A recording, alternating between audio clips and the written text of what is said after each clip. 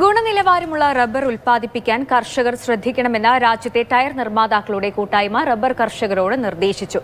ഗുണനിലവാരം ഉയർത്തിയാൽ അതിനനുസരിച്ച് മികച്ച വില ലഭിക്കുമെന്ന് അവർ ചൂണ്ടിക്കാട്ടി. 1 ലക്ഷം കോടിയോളം രൂപയുടെ വാർഷിക വിറ്റുവരവും 25,000 കോടിയുടെ കയറ്റുമതിയുമാണ് കഴിഞ്ഞ വർഷം ഇന്ത്യൻ ടയർ കമ്പനികൾ മികച്ച പ്രകടനം കാഴ്ചവെച്ചതായി ടയർ നിർമ്മാതാക്കളുടെ സംഘടനയായ ആത്മ അറിയിച്ചു. റബ്ബറിന്റെ ഗുണനിലവാരം ഉയർത്തലിലൂടെ ലഭിക്കുന്ന അധിക വരുമാനം കർഷകർക്ക് നേട്ടമാകുമെന്നാണ് ടയർ കമ്പനികൾ ചൂണ്ടിക്കാട്ടുന്നത്.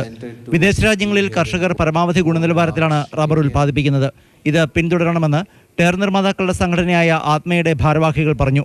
കേരളത്തിൽ ടാപ്പിംഗ് നിലച്ചു കിടക്കുന്ന തോട്ടങ്ങളിൽ ടാപ്പിംഗ് നടത്താൻ റബ്ബർ ബോർഡുമായി സഹകരിക്കാൻ തയ്യാറാണെന്ന് ടയർ നിർമ്മാതാക്കൾ അറിയിച്ചു.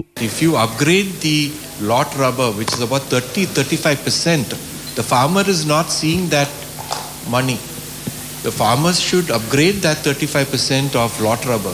Then he will get a 15 rupees increase in the price, which he's not enjoying now. വടക്ക് കിഴക്കൻ സംസ്ഥാനങ്ങളിൽ റബ്ബർ കൃഷി പ്രോത്സാഹിപ്പിക്കാനുള്ള ശ്രമങ്ങൾ തുടരുകയാണ്. കേരളത്തിൽ നിന്ന് അവിടെ എത്തിച്ച റബ്ബർ തൈകൾക്ക് അവിടുത്തെ മണ്ണിലും കാലാവസ്ഥയിലും വേണ്ടത്ര ശേഷി കാണിക്കാനാകുന്നില്ല. അവിടെ ഉൽപ്പാദിപ്പിക്കുന്ന തൈകൾ ഈ പ്രശ്നത്തെ അതിജീവിച്ചു കഴിഞ്ഞു. ഉത്തരേന്ത്യൻ സംസ്ഥാനങ്ങളിൽ തൈകൾ വെച്ചുപിടിപ്പിക്കുന്നത് വിജയകരമായി മുന്നേറുകയാണ്. വൈകാതെ ലക്ഷ്യം കൈവരിക്കും. We started with the clones which are available in Kerala. Now those clones, the survival rate was also low in Northeast. For example, even though we have transported a lot of material from Kerala, mortality was very, very high. About 50% of those things have died off. So we have to replant in that area. Now, when area-specific clones were developed, we found that there is no budwood for the material.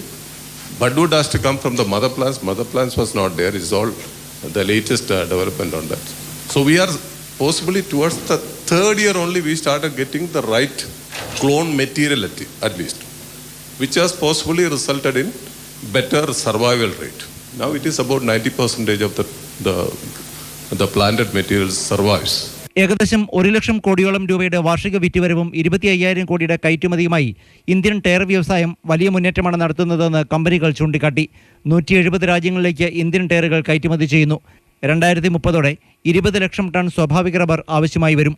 Tapping the untapped areas is low-hanging fruit, to have immediate gains of higher production in a NR deficient country. So it remains a top priority. ഇന്ത്യയിൽ ഉൽപ്പാദിപ്പിക്കുന്നത് 60% സ്വാഭാവിക റബ്ബറാണ്. വർദ്ധിച്ചു വരുന്ന ആവശ്യകത നേരിടാൻ സ്വാഭാവിക rubber ഉൽപ്പാദനം വേഗത്തിലാക്കണമെന്ന് ആത്മഭാരവാഹികൾ ചൂണ്ടിക്കാട്ടി. മാതൃഭൂമി ന്യൂസ്, കൊച്ചി.